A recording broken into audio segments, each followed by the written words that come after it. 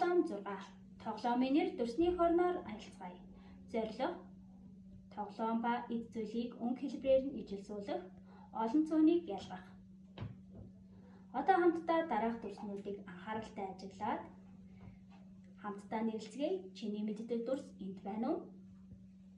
Дугуй дүрс, дөрвөлжин дүрс, гурвалжин дүрс.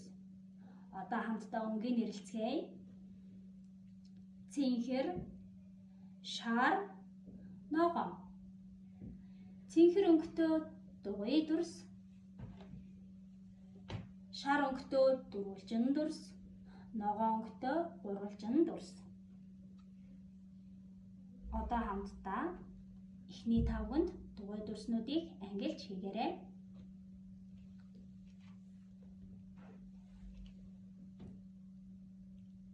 Дараагийн тавганд гурвалжин дүрсийг ангилж хийгээрэй.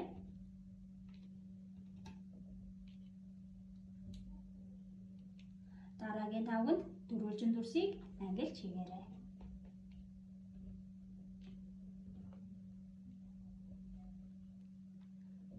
Одоо хамтдаа эдгээр дүрсийг ашиглан эд зүйл амтан бүтээж тоглоцгооё.